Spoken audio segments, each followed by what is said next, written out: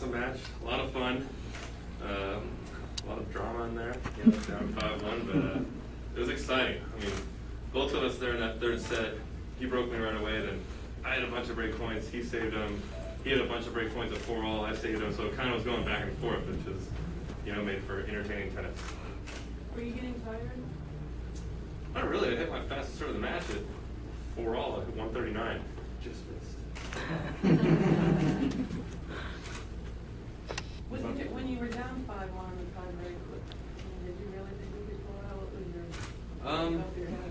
Not really. I mean, I was just taking it one point at a time, and then I kind of had those little those backhand stabs. Or no, 5-1, I held my serve, and at 5-2, I kind of had those little backhand stabs, and 5-3, he you know, didn't hit the greatest volley, and you know, then when I kind of got it back on serve, then I felt like I had the momentum, and I was going to take it. And then you had that momentum and gave it up right away to start the third. I know. He played a good game, and I missed a few serves, but you know, it's had a full set to play, so I felt like going back. So you feel like you just want to see how quick long cross-legged matches turn around? I know. I'm just trying to put up some serious court time.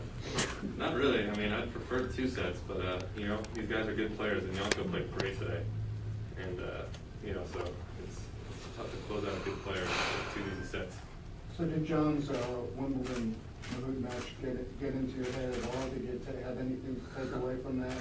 I mean, you'd think after these last 3 matches, but I mean, not really. I mean, it's tough. I mean, you know, we can't go more than, you know, we pretty much maxed it out there. We can maybe go another 10 minutes and do a tiebreaker. But I mean, that match is still, you know, it was an amazing match. I like the tiebreaker personally.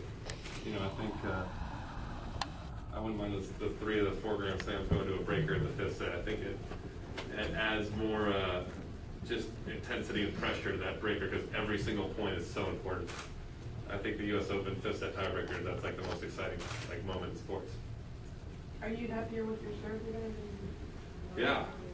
I think I was throwing my toss up a little higher, using my legs a little more maybe, and I got in a good rhythm. What was in the food delivery? There was a banana and a muscle milk bar and a bagel. So what about the left court device? Is that like phantom of the opera here, or what's that? I mean, it could have been a left. That's more me just complaining because I wanted the ace. But I mean, I didn't hear it. He said he didn't hear it. So I guess there's a sensitivity switch on that thing. So he said he turned the sensitivity down. I don't know if there's like a rule that it should be like, you know, 1 through 10, it should be at a 5 or something. But he said he turned the sensitivity down. Now, are there sensitivity switches on ATP players or not? Is that something that's part of the game? Are you referring to myself? No. I mean, I don't really understand that question, to be honest. What would this tournament mean to you? I think they told us the last player to win 2 in a row here was Agassi in 2001, 2002. I mean, I wouldn't mind joining that name. But, you know, whoever it is tomorrow, whether it's Andy or Feliciano, it's going to be a tough one. But, you know, it's one of the best tournaments. It's one of my favorite tournaments. It's nice to play close to home. And I'm really looking forward to getting back out there tomorrow. What's the key to winning events like these, but then moving the slams and doing better where you can really get ranking points? I mean, no matter what level the tournament is, it's still a match. There's still pressure situations. You know, you might not get as many ATP points, but you know, it's still a match, and it's still just as important. You know, when you're out there, so it can really help with confidence. And you know, hopefully, you know, this has been a good week already. Hopefully, it could be a great week tomorrow, and you know, just go into some of these Masters series and the Grand Slams with a lot of confidence. So you've been able to battle back. I mean, is that kind of pleased you in terms of getting back into the wall? You still come back in each match whether you play well or not. Is that something you can take from something you feel you improved on? Definitely. I mean, all 3 of these matches have kind of been down and away, and I've battled back, and you know, just lets myself know that you know, it's never over. You know, even down 5-1 in the breaker. You know, you gotta make the guy earn it, and that's what I was trying to do. And you know, it's not over to that last point. So how are you feeling about your game at this point, having played these 3 tough matches? How are you feeling? Today was the best I've played. I mean, I served great, hit my forehand really well and my backhand. You know, I can get picky with a couple little technical things, but overall I thought I played great, and so did Janko. I mean, he really made me earn that out there, and you know, he's not a guy I want to see in the early rounds of any tournament. What's the key to playing Murray and Feliciano? Will it be different matches? Yeah, I mean, they're very different. I've played Murray. I mean, I played Murray at Wimbledon. I played him a couple times. I've never beaten him. You know, he's a great counter puncher. You know, if I go out there and play Murray tomorrow, I'm gonna have to, you know, take some chances. You know, I'm gonna try to go out there with nothing to lose, and you know, hopefully play well, and I hope I can serve well again. You have to serve well against him because he returns so well. Against Feliciano, he's got a great lefty. You know, he's got a great serve, and because he's lefty, it makes it even better. And he's you know, talented at the net. He serves in volleys, I think, most of the time. But you know, and you know, if I play him, I'm gonna have to really focus on my returns. So they're very two different game styles, and so I'm kind of curious to see who's gonna win that. Sam, earlier in the week, we saw McEnroe and Agassi, who represent an era when American players were sort of bitter rivalries. Now with Andy and James and the Bryans, you and John, Mike, it's almost like you're a band of brothers and really supporters and friends. Does that help in any way?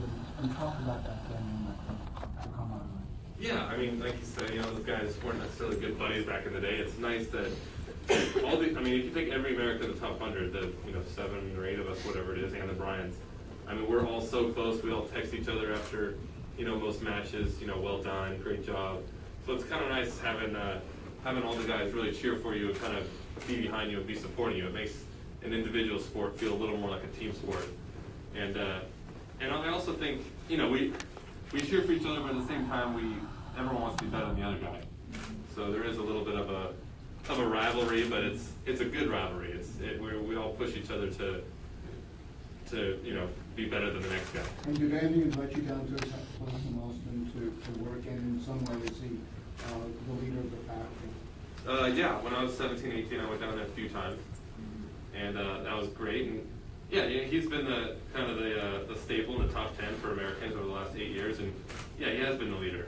He's you know, he's never really missed a Davis Cup match. He's been a great influence on the rest of us, and you know, he's done a great job of helping the younger guys kind of evolve into professionals. You know, he's invited everyone down to his house in Austin or wherever he is to practice with him, which is a pretty cool thing. Sam, you talked about how this is your favorite, obviously, you know, or one of it being so close to home. But I know that the draw just doesn't work out this way. But I mean, last year the fact that you and Bob and Mike won, you know, they seem to be on the verge of possibly getting back to the final. I mean, how cool is that? The fact that, you know, guys that grew up, you know, less than a half hour apart from each other, obviously years apart, you know, could be out here again tomorrow after last year. Yeah, I mean, it's great. You know, it's always fun to, you know, kind of your hometown tournaments to do well, and the fact that they won it last year. Yes. You know, the fact that we both won it last year, and I'm back in the finals. Hopefully, they're back in the finals is awesome. And I was kind of making a joke with Mike. We got a $1,000 bet that I said I'd have more titles here than they would after both our careers are finished. He owes me $2,000 from a bet earlier in the year. Okay. So we kind of joke about it, but I know there's jokes. All right. So it'd be 2 and 6 tomorrow. So I hope so. Yeah. Hopefully you can, you know, keep that momentum going forward. Next question? A lot of players and athletes in general are wearing the bracelet. What It's a power balance bracelet. It's not like a